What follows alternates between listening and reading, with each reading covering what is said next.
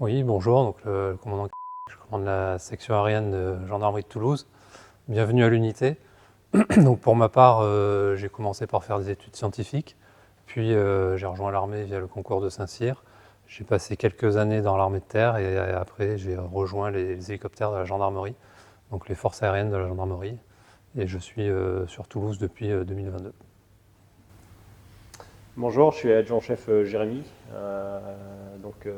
Je suis dans l'armée depuis une vingtaine d'années et je suis devenu pilote d'hélicoptère suite à un rêve d'enfant. J'ai toujours voulu faire de l'aéronautique depuis que je suis tout petit et de fil en aiguille, avec mon attrait pour l'armée, m'a amené dans les hélicoptères. J'ai passé le bac, les concours pour être pilote d'hélicoptère dans la latte, et ensuite j'ai passé le concours gendarmerie quelques années après.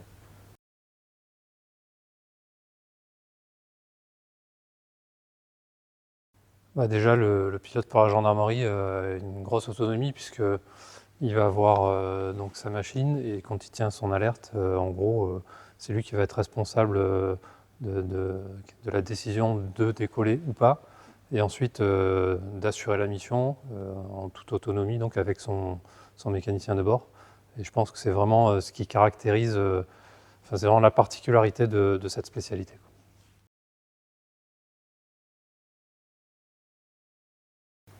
Une journée type, eh ben, on arrive le matin, on commence par prendre la météo, voir quelles conditions on va rencontrer dans la journée, si on est déclenché sur un vol, les NOTAM, donc les NOTAM c'est toutes les interdictions de vol qu'on peut rencontrer sur notre zone.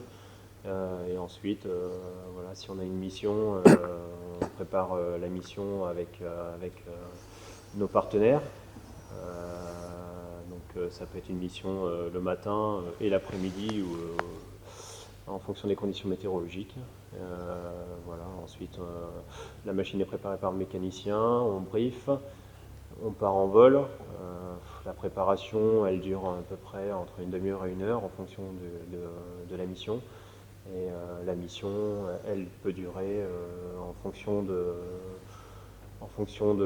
l'éloignement du site, on va dire entre 1 heure et demie et 3 heures. Je parle en temps d'élongation, après en temps de vol un peu moins, parce qu'on a quand même un peu moins d'autonomie que ça dans l'hélicoptère. Et ensuite, le retour sur la base avec le débriefing éventuel.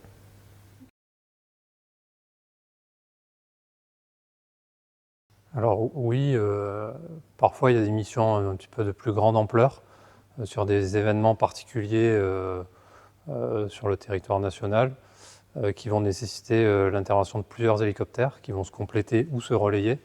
Et donc bah là, ça nous est arrivé de travailler ensemble dans la même machine et avec des hélicoptères d'autres bases, comme je le disais. Donc ça demande un peu plus de coordination, notamment parce que la situation au sol évolue, mais c'est aussi un attrait supplémentaire et une mission qui change un peu du quotidien.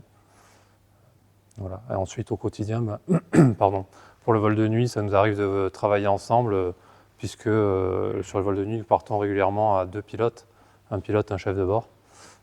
Donc voilà, c'est quand même quelque chose qui est assez fréquent.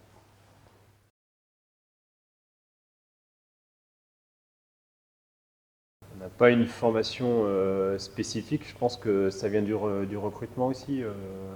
L'armée, euh, c'est une unité où on est tous ensemble. Je parle de l'armée en général, hein, ou de la gendarmerie.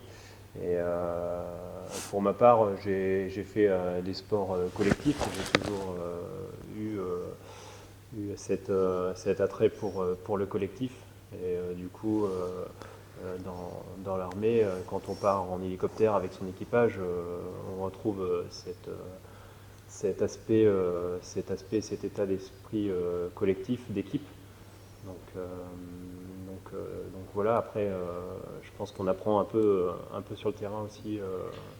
Oui, tout à fait. Donc il y a vraiment un esprit de corps, une cohésion, on est une petite unité et tout le monde a besoin les uns des autres. De la même manière que quand on part en vol, ben, on est un équipage et la mission peut se réaliser que si chacun joue sa partition. Donc bah, tout ça, c'est quelque chose qui se met en place au quotidien, où on apprend bah, à vivre ensemble, à s'entraider, surtout à réaliser des missions ensemble. Et c'est quelque chose qui se met en place effectivement naturellement pour trouver cette synergie donc, au sein de l'équipage.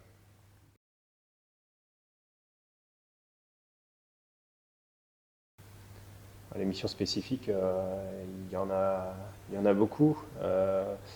Après, je pense que les missions spécifiques, celles qu'on retient, c'est les premières missions qu'on fait avec des résultats. Pour ma part, j'ai participé à une recherche de personnes. Donc, c'était un petit enfant handicapé qui avait disparu. On a été appelé pour rechercher grâce à la caméra thermique de l'hélicoptère. Et en fait, on l'a retrouvé grâce à ça. Il était dans un bois perdu. Hein. C'était un petit enfant autiste. Et s'il avait passé la nuit dehors, évidemment, il y avait peu de chances qu'on le retrouve vivant. Et suite à ça, on avait reçu une lettre de la part des parents qui nous remerciaient de ça. Et du coup, ça reste un peu dans la mémoire, ce genre de choses, quand on retrouve des personnes comme ça. Et puis après, il y a d'autres missions un peu moins marrantes sur des événements un peu tragiques. Je pense notamment aux attentats du 13 novembre à Paris.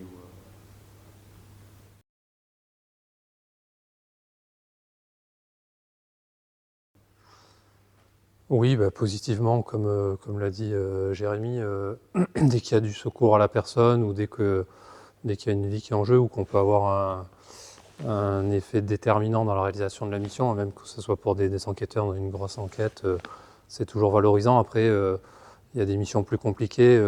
Ça nous est arrivé d'intervenir suite à un crash d'aéronef où une balise avait déclenché. Donc on nous a demandé d'aller rechercher éventuellement. Voilà, on ne sait pas si c'est une balise qui émet par erreur ou s'il y a eu un crash. Et effectivement, quand on arrive les premiers sur les lieux, qu'on pose pour voir s'il y a des survivants et qu'après il faut redécoller, bah, ça marque un peu aussi. Mais ça fait partie du métier, ça permet aux enquêteurs de rapidement pouvoir réagir et aux services de secours de se mettre en œuvre.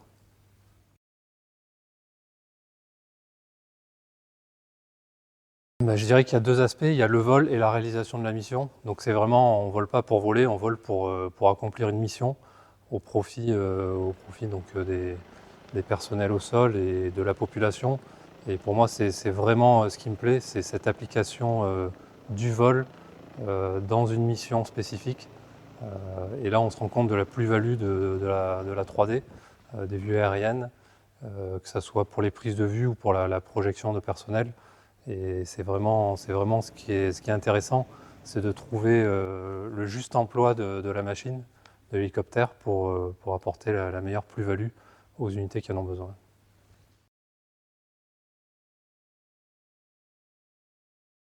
Ouais, bah moi, c'était dans ma jeunesse. Hein, mon père travaillait dans les ULM. Hein, il faisait de la maintenance sur les ULM.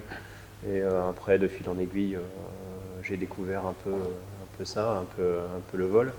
Et du coup, bah, je me suis passionné pour le vol en général. Et après le concours de la vie m'a fait me diriger vers l'hélicoptère de la gendarmerie.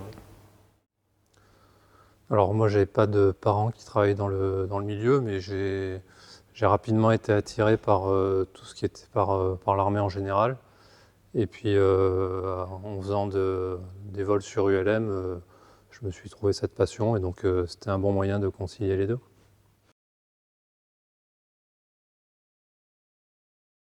Donc tous les pilotes d'hélicoptères des armées sont formés à Dax, donc c'est un peu l'auto-école des pilotes d'hélicoptères.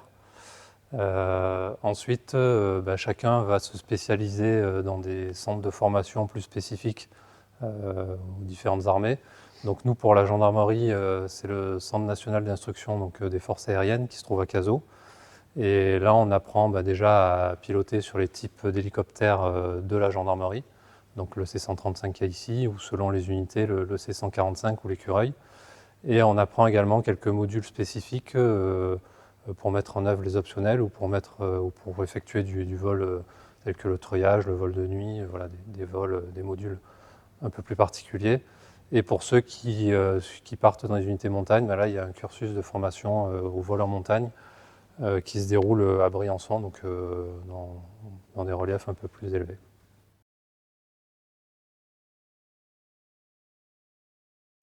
Déjà, sur les machines les plus récentes, il y a un pilote automatique qui est beaucoup plus performant ou beaucoup plus évolué, donc ce qui permet d'aller plus loin dans les types de vols et donc dans la réalisation des missions, notamment dans le vol de nuit ou dans le vol lorsque la météo est dégradée.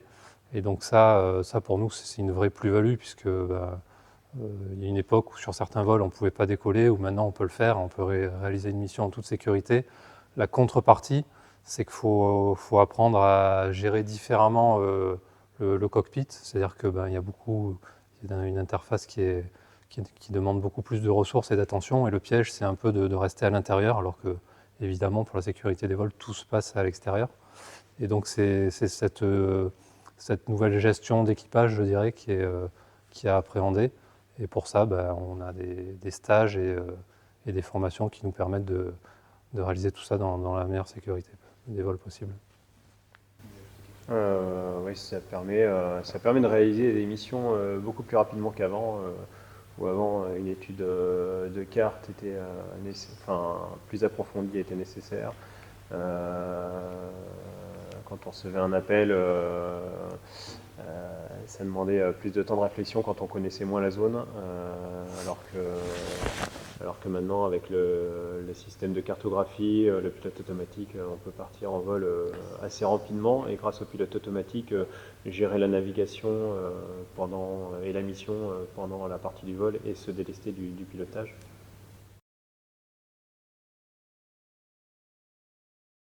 Oui, alors effectivement, j'allais y venir. Là, on a parlé pas mal du pilotage, qui, comme le disait Jérémy, permet de gagner en réactivité et en sécurité aussi, puisqu'on a un appareil qui nous assiste plus. Mais on a aussi des optionnels qui sont de plus en plus performants.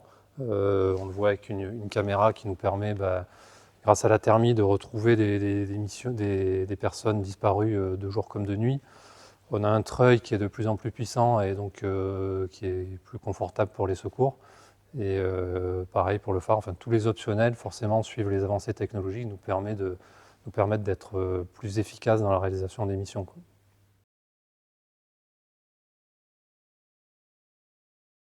Alors, il y a deux aspects.